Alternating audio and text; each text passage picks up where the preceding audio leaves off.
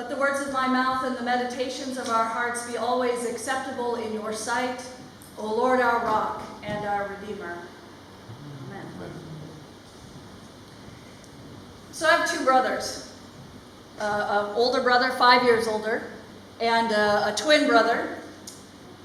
Twin brother lives up in Snohomish. He works for Boeing. He has a life, and we grew up and all of us have lives. My older brother now lives in Arkansas with my dad, taking care of my dad. But I want to tell you, when we were kids, we had this thing. It was called dibs. You laugh, I think, because you know what I'm talking about. In our case, dibs had to do with whenever we were going somewhere in a car. Dibs on the front seat was the pushing and shoving, and I got dibs, and it was this thing about the front seat. How many of you had dibs? Okay. Dibs on something other than the car? Anything else? What was your dibs? Favorite dish. Your favorite dish? Oh, dibs on the macaroni and cheese? Yeah, okay. What side of the room? 3 girls sharing a room. Oh, okay. There you go. So it does seem to have to do with sharing things a little bit, right? Who gets the primo desired spot, right? Now when I think about it, we had a Volkswagen Beetle growing up. So sitting in the front seat wasn't that far away from sitting in the back seat, actually. So what was I don't know what the virtue was of sitting in the front. You could see better, I guess. You got to fool with the radio, the AM radio. It was a thing, though, and I think, I'm not sure, I have no recollection of this really, but knowing my parents, I think that over time there was an equitable distribution of dibs, that we all had our turn sitting in the front. So it really didn't matter in the end, because actually the back seat gets to the same place at the same time as the front seat. But what is it about that thing, that thing? You just said it. Michelle just said it. What is it about that? It's power. I get the front seat. I get the best seat. I win. Right, I win. King of the hill. King of the hill. King of the hill, right. So there might be some reason that we pretty universally as children, but I have to say it's not just as children. Here we are adults, and we still do this dibs thing. It takes different forms as an adult. It does. Standing in line at the grocery store. People are very aggressive about where their car gets parked. If you've ever had someone snipe you, like you're getting ready to turn into the parking space and somebody pulls in ahead of you, and you have to get, like a couple spaces over, and it's so infuriating, isn't it? But really, is it that big of a deal to walk the length of 2 more parking spaces to get inside? No, but it's the idea, isn't it? It's the very idea. I was pulling into that spot. I was sitting at that seat. This is my pew in the church. I've got dibs, right? Now, wouldn't you know that Jesus, who is always a very keen observer of human nature, has it all figured out. He's gone to a dinner at a Pharisee's house. Now that's an interesting detail of the text. I want to sit with that for a second, because we often hear stories where Jesus is fighting with Pharisees or having a very deep exchange with them about their lack of faith or their misunderstanding of the way God works. So it's interesting to me that in this case, it's Sabbath, very special holy occasion for everyone, and Jesus has been invited to the Pharisees' home for the Sabbath meal. This is extraordinary. As if, the Pharisee might have really wanted to hear what Jesus had to say. As if the Pharisee really was interested in honoring Jesus. Come to the Sabbath at my house. It's a great honor. Jesus is there obviously with other people, and he observes dibs, right? And he, looking around at the way people are behaving, and he tells them a parable. Now, all of a sudden, it's a wedding banquet. It's not a Sabbath meal. Did you notice that in the text? One meal for another meal. A Sabbath meal, the worship of God that happens in the home, and the prayers that happen in the home on a Friday night as Sabbath begins. And now, all of a sudden, Jesus is comparing it to a wedding, which is interesting to me. It also is a big event with lots of expectations, right? Have you ever been to a wedding where there were no expectations? That the bride didn't have any expectations? The mother of the bride didn't have any expectations? It is laden with expectations. Far more, I think, than even a Sabbath.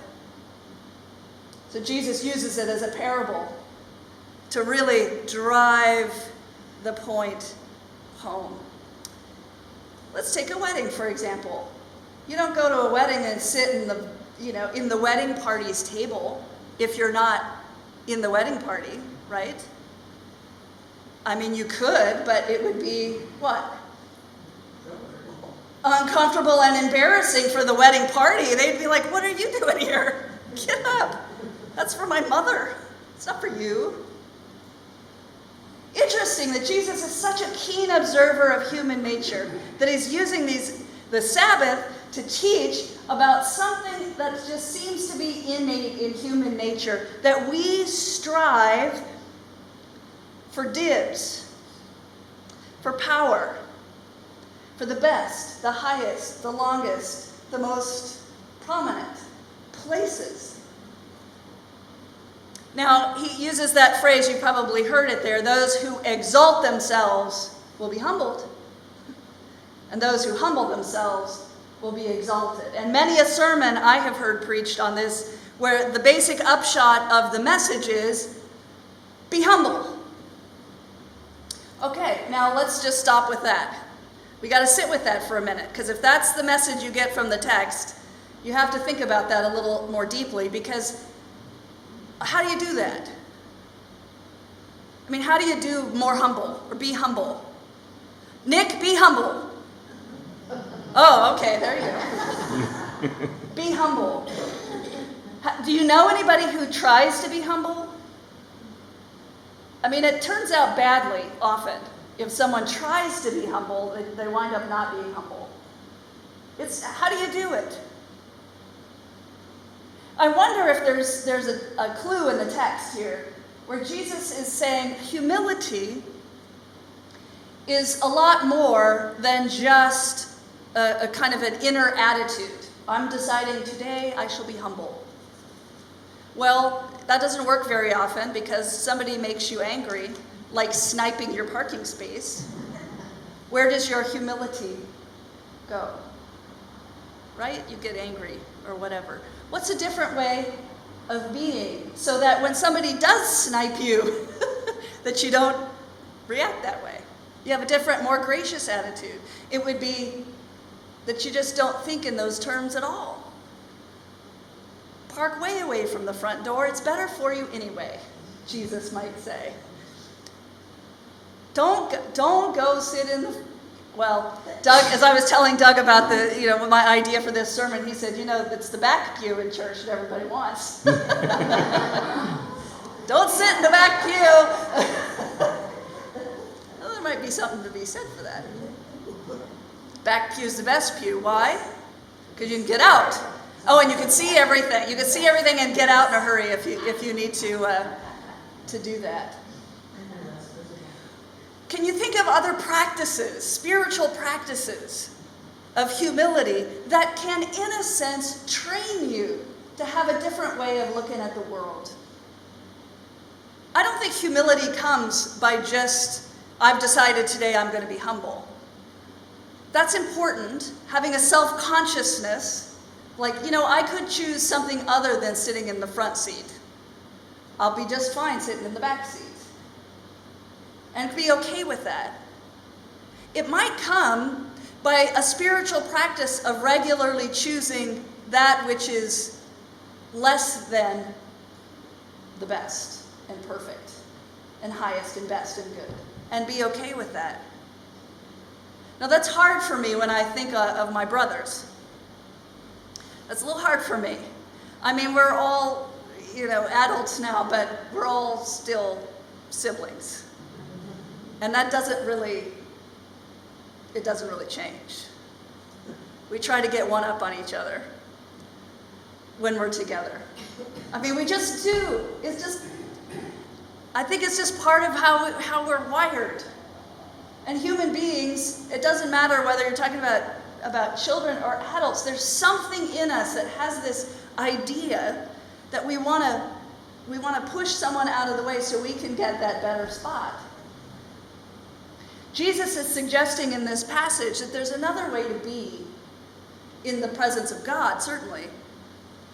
To not worry about that. Just don't worry about that. And in fact, you can be deferring to another person. So here's my practice for the bane of my existence, standing in line at the grocery store. I'll tell you what I've started to do. Here, you go ahead of me. You go right on ahead. It is so painful for me to do that. I'm just confessing, it's very painful for me to do that. Do you get funny looks? I get people who are like, oh, well, thank you. Thank you. It rarely ever has happened to me. But I decided it's a spiritual practice, standing there in the grocery line, that what irritates me most, are people who go slow, and they can't find their money, and it's just a thing. And what can I do to remedy that? You know what, why don't you step in front of me, and I'll take another step back. Another, 5-minute wait won't do me any harm. It actually might do me some good.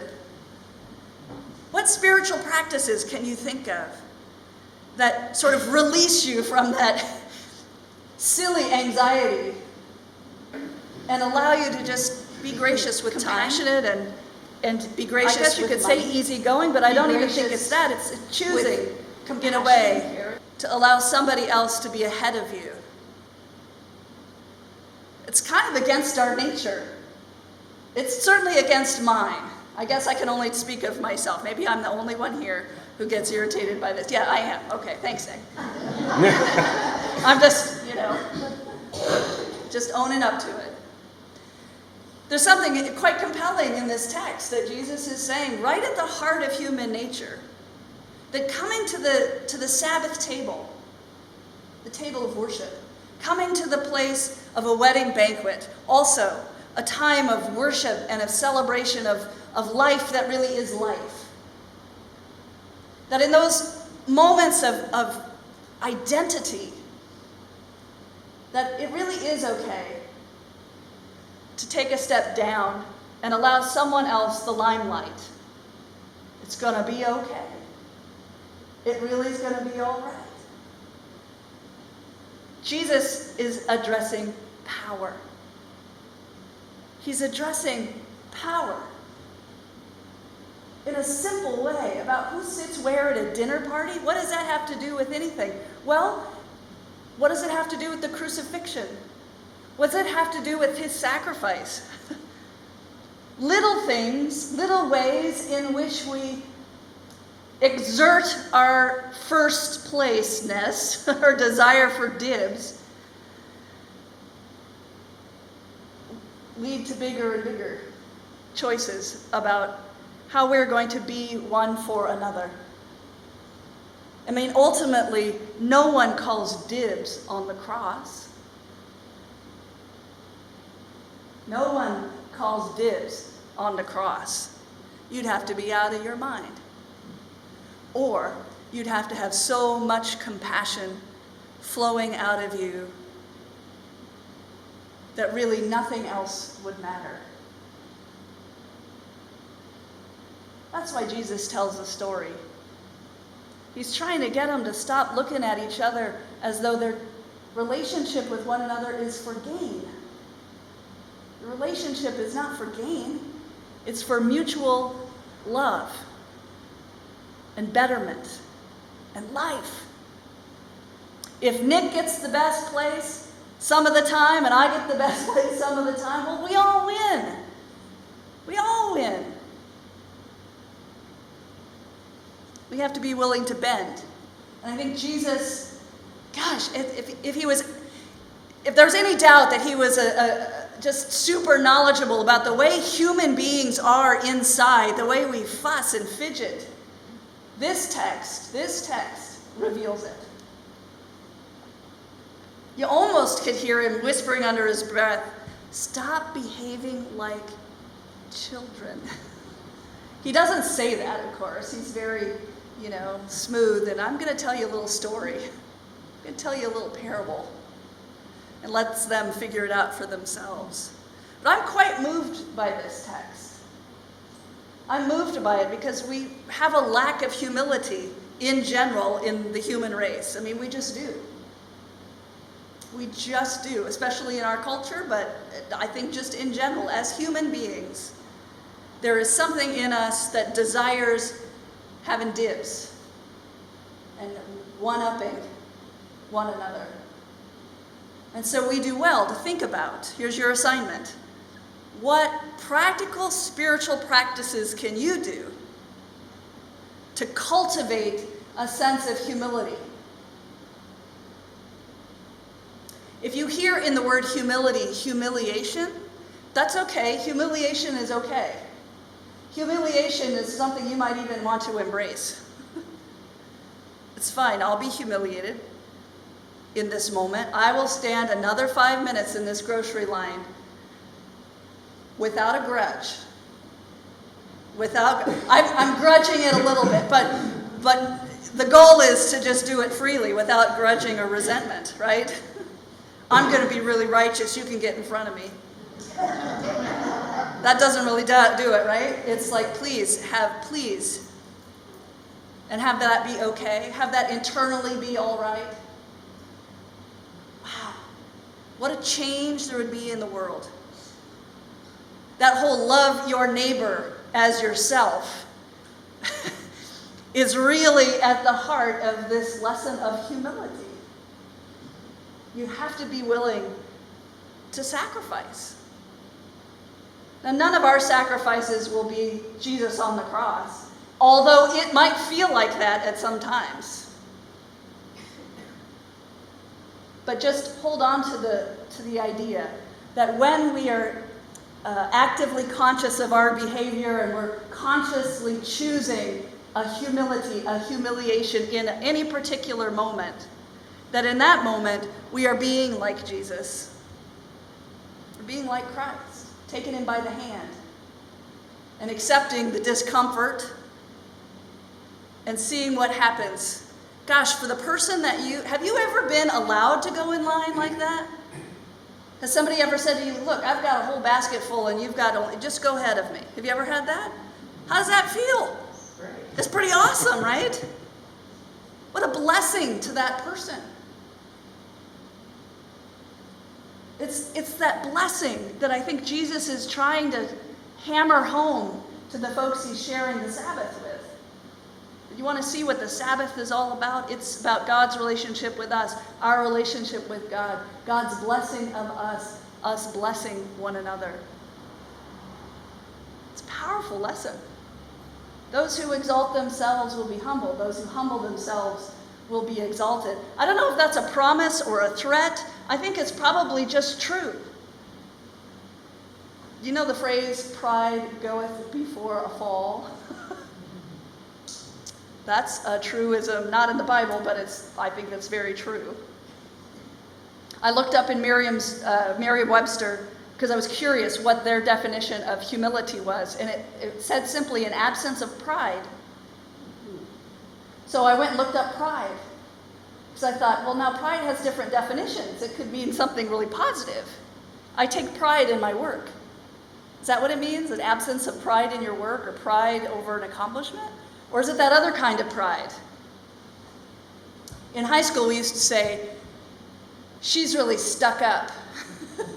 Right? Pride as in conceited, full of themselves, full of their own needs, wants, desires, putting that first.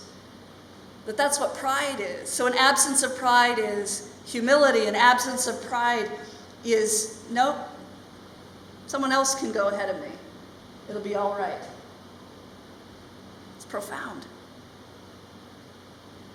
So I want you to think in the next 7 days, not just think about it, but actually practice it. Be conscious of it. Is this a moment in which I can practice a spiritual practice of humility in a simple way? Simple things over time cultivate change of the heart in the way we see the world and the way we treat one another. So I invite you to the spiritual practice of humility. Amen.